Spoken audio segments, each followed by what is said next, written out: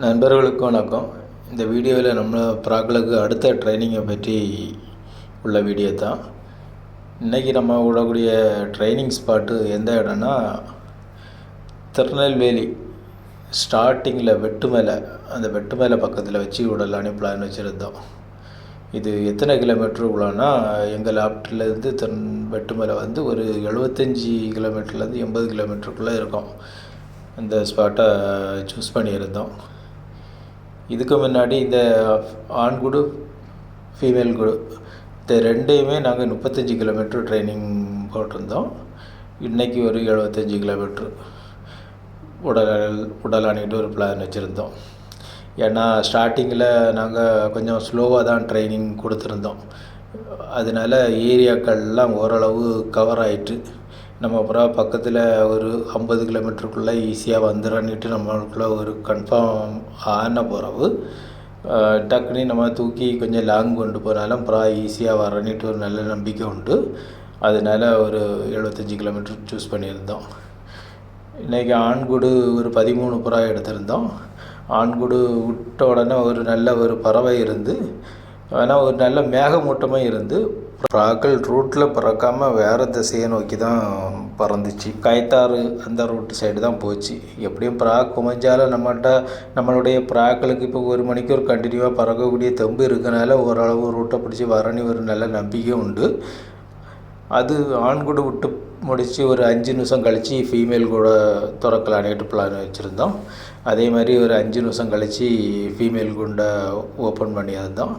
இன்றைக்கி ஃபீமேல் குண்டில் நாங்கள் ஒரு 12 புறா தான் எடுத்திருந்தோம். மொத்தம் 13 புறா உண்டு. கழிஞ்ச ட்ரைனிங்கில் ஒரு பேர்டு கொஞ்சம் வீக்காக இருந்தனால அதை ஸ்டாப் பண்ணிக்கிட்டு ஒரு 12 புறா விட்டுருந்தோம். பொதுவாக நம்ம வந்து தனித்தனியாக தான் ஆண்குடு பெண்குடுன்னுக்கிட்டு விடணும். ஆனால் நம்மளுக்கு வந்து லாங்கில் போக கொண்டு போகிறதுக்கு சிரமமாக இருக்கிறதுனால 2 கூடையுமே சேர்த்து விடக்கூடிய ஒரு சிச்சுவேஷன். இந்த பந்தய ரோமர் புறாக்களுக்கெல்லாம் ஒரு 75-80 கிலோமீட்டர்லாம் கரெக்டாக நல்ல ஸ்பீடு பிடிக்க புறான்னா ஒரு 40 நிமிஷத்துலேயே வந்து இறங்கிடும். ஷார்ட் டிஸ்டன்ஸ் புறாலாம் ரொம்ப ஸ்பீடாக நிற்கும். அந்த அப்படிப்பட்ட புறாக்கள்லாம் ஒரு 40 நிமிஷத்துக்குள்ளே வந்து இறங்கிடும். அப்படி ஒரு 50 நிமிஷம் 55 நிமிஷம் எடுத்தோன்னா பரவாயில்ல, ஒரு நல்ல ஒரு டைமுக்கு பொறுமையாக பறந்து வரக்கூடிய புறாக்கள்லையும் நம்ம எடுத்துக்கிடலாம். எங்களுடைய புறா கழிஞ்ச 30-35 கிலோமீட்டருக்கு 1 மணிக்கூர் எடுத்திருந்து, அதனால் இந்த ட்ரைனிங் எப்படியும் கொஞ்சம் டைம் எடுத்து தான் வரணிக்கிட்டு நாங்கள் எதிர்பார்த்துக்கிட்டே இருந்தோம். ஆனால் நாங்கள் நினச்சதுக்கு மாறாக இன்றைக்கி நம்ம புறாய்களுக்கு கொஞ்சம் ஸ்பீடு பிடிக்க ஆரம்பிச்சிட்டு 1 மணிக்கூர்லேயே ஃபீமேல் கூட்டு வந்து இறங்கிட்டு, ஃபீமேல் கூட்டு வந்து இறங்கின உடனே மேல் கூடுமே வந்து இறங்கிட்டு, ரெண்டுமே 1 மணிக்கூர்லேருந்து 1 மணிக்கூர் 5 நிமிஷம், ஏன்னா 5 நிமிஷம் டிஃப்ரெண்ட்டாக விட்டதுனால இவ்வளோ நேரத்துக்குள்ளே வந்து இறங்கிச்சு. ஒரு நல்ல ஒரு ஸ்பீடு பிடிச்சிட்டு ஒரு நல்ல டைமுக்கும் வந்து இறங்க ஆரம்பிச்சிட்டு, பிராயலம் ஒரு நல்ல ஒரு ஃபார்முக்கு வந்துட்டு ரூட்டில் பறக்கக்கூடிய ஒரு தெம்புக்கு நம்ம புறாக்கள் வந்துட்டு, நம்ம புறாயை வந்து எண்ணி பார்த்த பிறகு தான் தெரிஞ்சு ஒரு 4 ஆண் புறாயை காணலை. ஃபீமேல் குண்டில் எல்லா பேடுமே வந்துட்டு 12 வந்துருந்து, மேல் குண்டில் 9 புறா தான் வந்துருந்து. அந்த புறாக்கள் வராத 4 புறாக்களுமே ரொம்ப ஒரு நல்ல முக்கியமான புறாக்கள். அதனால் வந்துடன்னிட்டு ஒரு நல்ல நம்பிக்கையும் உண்டு.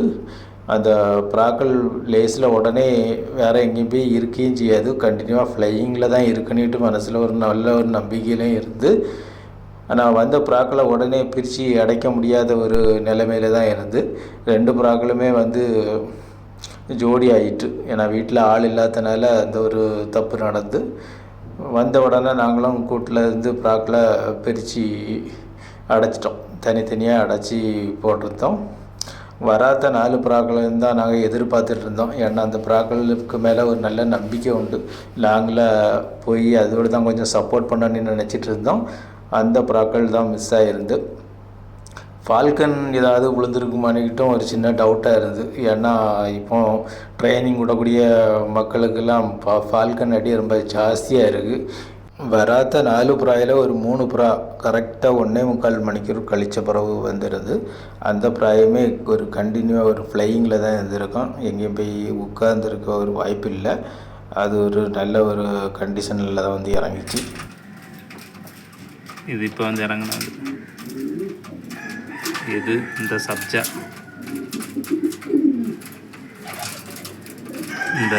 ஃப்ளவரான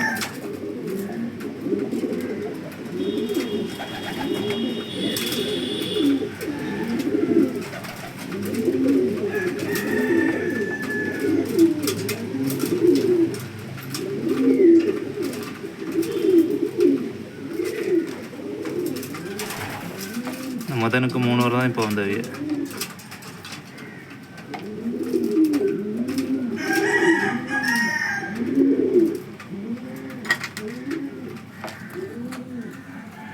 இதெல்லாம் 1 மணிக்கு வரக்குள்ளே எங்கள் டயர்டாயிட்டாரு.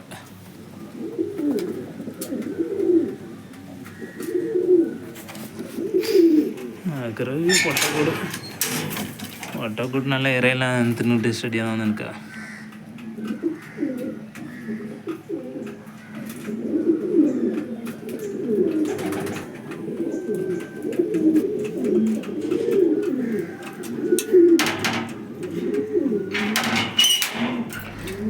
கடைசியாக ஒரு பேடு வர வேண்டியது இருந்து அந்த பேடு வந்து கரெக்டாக 2.5 மணிக்கூர் கழித்த பிறகு வந்து இறங்கிட்டு, அதுவுமே ஒரு நல்ல ஒரு கண்டிஷனில் தான் வந்து இறங்கிச்சு. ஏன்னா அதை பார்க்கும்போது அந்த பிராயமே கண்டினியூவாக பறந்துருக்கன்னுக்கிட்டு தான் தோணுச்சு.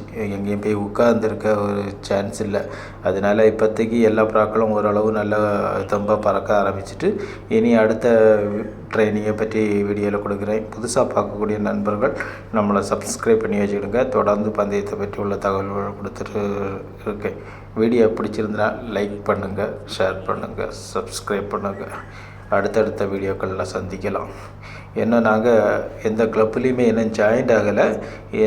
இனி தான் அடுத்த வாரங்களில் தான் முடிவு பண்ணணும் எந்த கிளப்பில் ஜாயின் பண்ணி பந்தயம் ஓட்டல் ஆடிக்கிட்டு. அதுக்கு முன்னாடி நம்மளுடைய ட்ரைனிங்கை ஓரளவுக்கிட்ட நெருக்கி வச்சுக்கிட்டு நம்ம பந்தயத்தில் கலந்துக்கிடலான்னுக்கிட்டு முடிவு பண்ணியிருக்கோம்.